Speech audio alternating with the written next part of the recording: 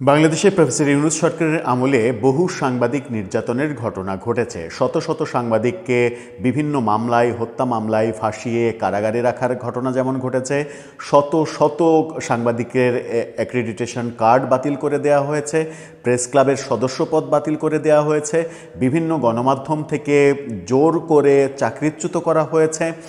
এই ব্যাপারগুলো আমরা দেখেছি এবং সাংবাদিক তাদের শুধুমাত্র সরকারের সমালোচনা করা, মত প্রকাশের জন্য সন্ত্রাস বিরোধী আইনে গ্রেপ্তার করে দীর্ঘদিন কারাগারে রাখার ঘটনাও ঘটেছে। এখনও সন্ত্রাস বিরোধী আইনে কারাগারে রয়েছেন বাংলাদেশের বরেণ্য সাংবাদিক আনিস আলমগীর। তার অপরাধ শুধুমাত্র প্রফেসর ইউনূসের সমালোচনা করা। এই যখন অবস্থা, তখন কমনওয়েলথ সাংবাদিক সমিতি নতুন সরকারের কাছে আবেদন জানিয়েছে সাংবাদিক নির্যাতনের এই জায়গা থেকে বেরিয়ে আসতে হবে, কারাগারে থাকা সাংবাদিকদের মুক্তি দিতে হবে। প্রফেসর ইউনূস সরকার গণমাধ্যমের স্বাধীনতার কথা বলে গণমাধ্যমের ওপরে যে টর্চার করেছেন, সেই টর্চার বাংলাদেশের ইতিহাসে কেউ কখনো কোনো সরকার করেনি। সেখান থেকে কি বর্তমান সরকার, নতুন সরকার বেরিয়ে আসতে পারবে? কমনওয়েলথ সাংবাদিক সমিতির যে আহ্বান, সেই আহ্বানে কি সরকার সাড়া দেবে? অচিরেই কি সাংবাদিকদের মিথ্যা মামলা থেকে অন্তত জামিন দেয়া হবে এবং জামিন দিয়ে আদালতে লড়ার সুযোগ দেয়া হবে? চলুন একটু জেনে দেখি কি বলছে কমনওয়েলথ সাংবাদিক সমিতি। আন্তর্জাতিক পর্যায় থেকে এই আহ্বানে সরকার যদি সাড়া না দেয়, তাহলে সরকারের ভাবমূর্তি কোন জায়গায় ঠেকবে, সেটাও একটা বড় প্রশ্ন। সেই আলোচনাই করবো এই ভিডিওতে। থাকবেন পলিটিক্স টিভির নিয়মিত আয়োজনে।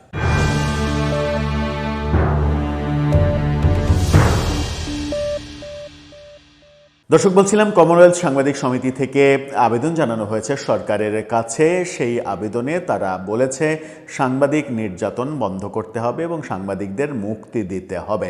তাদের যে অধিকার, সেই অধিকার ফিরিয়ে দিতে হবে।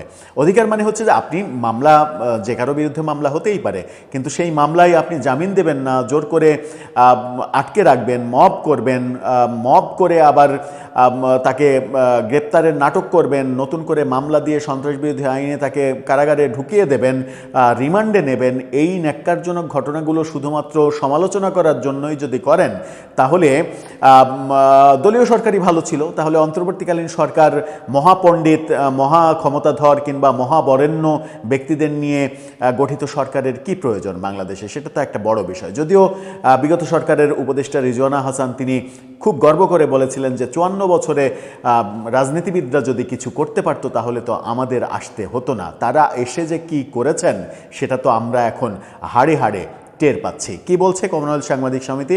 ভারতীয় গণমাধ্যম নর্থ ইস্ট নিউজ এই খবরটা নিশ্চিত করছে। তারা বলছে, তাদের শিরোনামটা দেখে নিন। বলছে, Commonwealth journalist association urges Bangladesh government to release detained journalists. Commonwealth সাংবাদিক সমিতি বাংলাদেশ সরকারের কাছে আটক সাংবাদিকদের মুক্তির আহ্বান জানিয়েছে। সেখানে বলা হচ্ছে, প্রধানমন্ত্রী তারেক রহমান এবং তার বাংলাদেশ জাতীয়তাবাদী দল বিএনপি সরকারের প্রতি আহ্বান জানিয়েছে যে মিথ্যা অভিযোগে আটক সাংবাদিকদের অবিলম্বে মুক্তি দেয়া হোক। আজকে জারি করা এক বিবৃতিতে সিজিএ 12 ফেব্রুয়ারি নির্বাচন ও আইনের শাসন পুনরুদ্ধারের জন্য নতুন প্রধানমন্ত্রীর অঙ্গীকারকে স্বাগত জানিয়েছে। তবে তারা জোর দিয়ে বলেছে যে ডজন ডজন সাংবাদিক এখনও জেলে বন্দী, যাদের মধ্যে কয়েকজন 1 বছরের বেশি সময় ধরে হত্যাসহ বিভিন্ন অভিযোগে তাদের মৌলিক অধিকার লঙ্ঘন করা হয়েছে। সমিতিটি স্মরণ করে যে 2025 সালে মোহাম্মদ ইউনূসের নেতৃত্বাধীন অন্তর্বর্তী সরকার বিচার ব্যবস্থার প্রতি আস্থা পুনর্নির্মাণের প্রচেষ্টার অংশ হিসেবে ভিত্তিহীন মনে করা 16,429টি মামলা প্রত্যাহার করে নিয়েছিল। অর্থাৎ আগের মামলা প্রত্যাহার করে নিয়েছিল দলটি। এই সমিতি জানিয়েছে যে এখনও আটক ব্যক্তিদের মধ্যে সিজিএর সহসভাপতি এবং ভোরের কাগজ সম্পাদক শ্যামল দত্ত রয়েছেন, যাকে 2024 সালের সেপ্টেম্বরে অ্যাসোসিয়েশন একটি ভিত্তিহীন হত্যা মামলার অভিযোগে গ্রেপ্তার করা হয়। বিবৃতিতে বলা হয়, তারপর থেকে শ্যামল অন্য অনেকের মতো অত্যন্ত কঠোর পরিস্থিতিতে আটক রাখা হয়েছে। তাদেরকে যথাযথ আইনি প্রতিনিধিত্ব ও জামিন থেকে বঞ্চিত করা হয়েছে। সংস্থাটি আরও বলেছে যে 2024 সালের জুলাই থেকে শত শত সাংবাদিক, গণমাধ্যম কর্মী শারীরিক আক্রমণের শিকার হয়েছেন, যার মধ্যে বেশ কয়েকজন নিহত হয়েছেন। আবার অনেকে রাজনৈতিক সম্পৃক্ততার কারণে চাকরি থেকে বরখাস্ত হয়েছেন এবং প্রেস স্বীকৃতি কেড়ে নিয়েছে। অর্থাৎ বলছিলাম, প্রেস ক্লাবের সদস্যপদ বাতিল করে দেওয়া হয়েছে, অ্যাক্রিডিটেশন কার্ড বাতিল করে দেওয়া হয়েছে। সমিতিটি 2024 সালের অক্টোবরে সামোয়ায় অনুষ্ঠিত কমনওয়েলথ সরকার প্রধানদের বৈঠকের উদ্ধৃতিও দিয়েছে। অনেক কথাই বলেছে তারা বিভিন্ন সাংবাদিকের নাম উল্লেখ করেছে, শ্যামল দত্তের নাম উল্লেখ করেছে। এছাড়া আমরা জানি কিছুদিন আগে আনিস আলমগীরকে শুধুমাত্র প্রফেসর ইউনূসের সমালোচনা করার জন্য তাকে সন্ত্রাসবিরোধী আইনে গ্রেপ্তার করা হয়েছে, তাকে রিমান্ডে নেওয়া হয়েছে। শ্যামল দত্ত সহ ফারজানা রূপা, শাকিল, অনেক বিখ্যাত সাংবাদিককে গ্রেপ্তার করা হয়েছে। বহু সাংবাদিকের নামে মানে কি বলবো যে ব্ল্যাকলিস্ট করে বিভিন্ন গণমাধ্যম থেকে তাড়িয়ে দেওয়া হয়েছে। যেমন তার মধ্যে জয় মামুন একজন, মুন্নি সাহা একজন, এরকম বহু বিখ্যাত সাংবাদিককে চাকরিচ্যুত করা হয়েছে এবং বিভিন্ন মামলা দিয়ে তাদেরকে মানে এক ধরনের মানে ভীতিকর অবস্থার মধ্যে রাখা হয়েছে। এই ব্যাপারগুলো প্রফেসর ইউনূসের মেটিকুলাস ডিজাইনের অংশ হিসেবেই করা হয়েছে।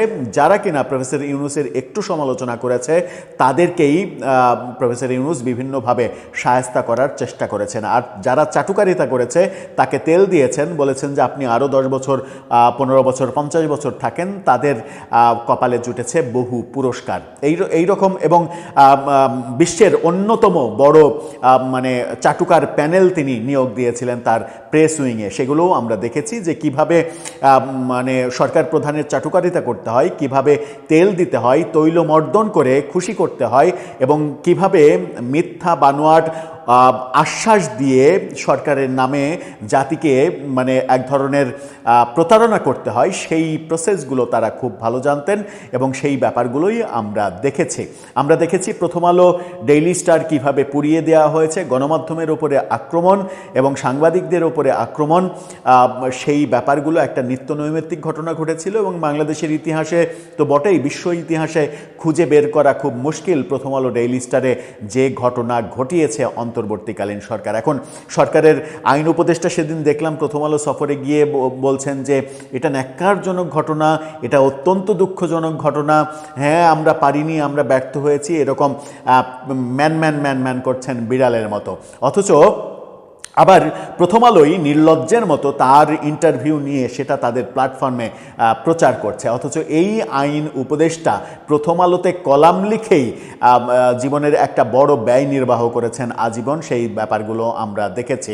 এই সরকারের একজন উপদেষ্টার বই প্রকাশ করেছে প্রথমা, সেই ঘটা করে প্রকাশনা উৎসব করা, সেখানে প্রধান অতিথি এই আইন উপদেষ্টা হয়েছেন এবং এই কাজগুলো করেও শেষ পর্যন্ত প্রথম আলো তার মানে ভবন পোড়ানোর হাত থেকে নিজেদেরকে সেভ করতে পারেনি। এই ব্যাপারগুলো আমরা দেখেছি। এই ব্যাপারগুলো যখন দেখেছি, কমনওয়েলথ সাংবাদিক সমিতি তারা যে মানে আবেদনটা নতুন সরকারের কাছে করলো, এখন দেখার বিষয় নতুন সরকার তাদের দৃষ্টিভঙ্গি কি। নতুন তথ্যমন্ত্রী তিনি দায়িত্ব নিয়েই বলেছিলেন সাংবাদিকদের স্বাধীনতা, গণমাধ্যমের স্বাধীনতা, এই ব্যাপারগুলো যে ব্যাপারগুলো সব সরকার, সব তথ্যমন্ত্রী কিংবা সব তথ্য উপদেষ্টা এই কমন কথাগুলো বলে আসেন। এখন দেখার বিষয় সেই কমন কথা থেকে বেরিয়ে বিএনপি সরকার নিজেদের আলাদা একটা জায়গা তৈরি করতে পারে কিনা, যেটা আমাদের প্রত্যাশা। দর্শক, আপনার মতামত জানিয়ে লিখতে পারেন আমাদের কমেন্ট বক্সে।